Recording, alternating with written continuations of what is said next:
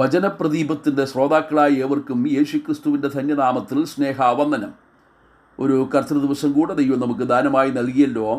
ആരാധനയോടുള്ള ബന്ധത്തിൽ ഇന്ന് ചിന്തിക്കുവാൻ ആഗ്രഹിക്കുന്നത് ഉൽപ്പത്തി പുസ്തകം 19 അധ്യായം 17 വാക്യമാണ്. ദൈവം ലോത്തിനോട് പറയുന്ന വാക്കുകളാണിത്.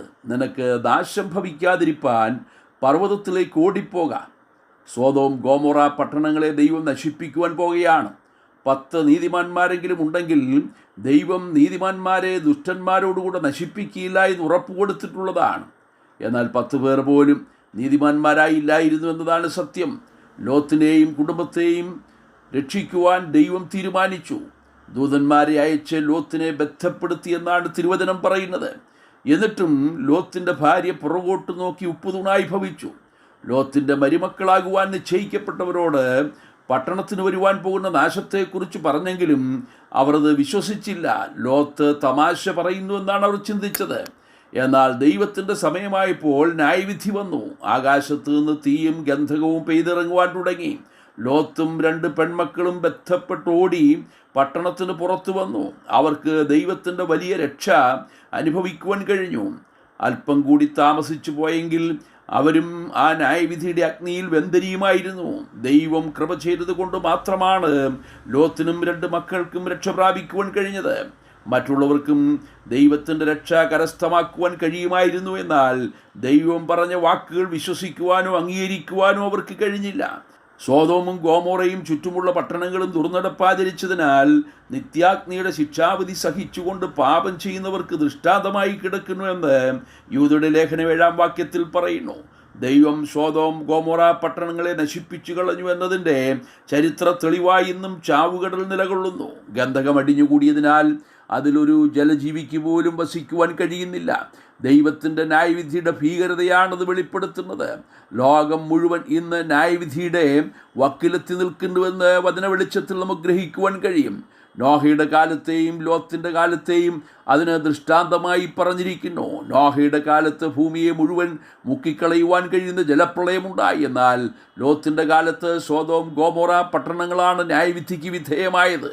ദൈവം പുരാതന ലോകത്തെ ആദരിച്ചില്ല, പാപം ചെയ്ത ദൂതന്മാരെ ആദരിച്ചില്ല. എന്നാൽ ന്യായവിധി നടത്തിയപ്പോഴൊക്കെയും ദൈവം ചിലരെ ആദരിച്ചു എന്നുള്ളതാണ് ദൈവകൃപ.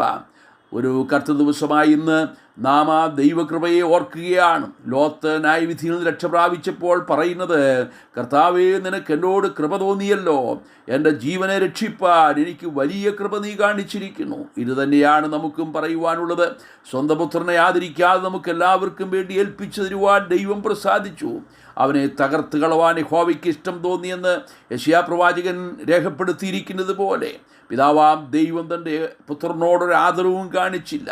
അകൃത്യ നിമിത്തം നീ മനുഷ്യനെ ദണ്ഡനങ്ങളാൽ ശിക്ഷിക്കുമ്പോൾ അവൻ്റെ സൗന്ദര്യത്തെ പുഴുപോലെ ക്ഷയിപ്പിക്കുന്നുവെന്ന് സങ്കീർത്തനത്തിൽ വായിക്കുന്നു. അതെ, നമ്മുടെ അകൃത്യം നിമിത്തം കർത്താവ് ക്രൂശിൽ ശിക്ഷിക്കപ്പെടുകയായിരുന്നു. കണ്ടാൽ ആളല്ല എന്ന് തോന്നുമാറ് വിരൂപമാക്കപ്പെട്ട മുഖവും വികൃതമാക്കപ്പെട്ട ശരീരവുമായി കർത്താവ് ക്രൂശിൽ യാഗമായി തീരുമ്പോൾ നമ്മെ ഓരോരുത്തരെയുമാണ് കർത്താവ് ഓർത്തത്. പിതാവേ, ഇവർ ചെയ്യുന്നത് ഇന്നതെന്നറിയായിക്കൊണ്ട് ഇവരോട് ക്ഷമിക്കണമേ എന്ന് പ്രാർത്ഥിച്ചത് നമുക്ക് വേണ്ടി കൂടിയാണ്.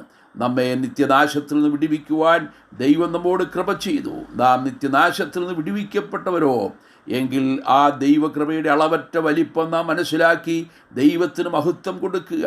കർത്താവേ, എൻ്റെ പുണ്യപ്രവർത്തികളോ മറ്റ് യാതൊരു യോഗ്യതകളോ കൊണ്ടല്ല, അങ്ങയുടെ കൃപ, അങ്ങയുടെ വലിയ കൃപയൊന്നുകൊണ്ട് മാത്രമാണ് പാപത്തിൻ്റെ ശിക്ഷയിൽ നിന്ന് ഞാൻ വിടുവിക്കപ്പെട്ടിരിക്കുന്നത്.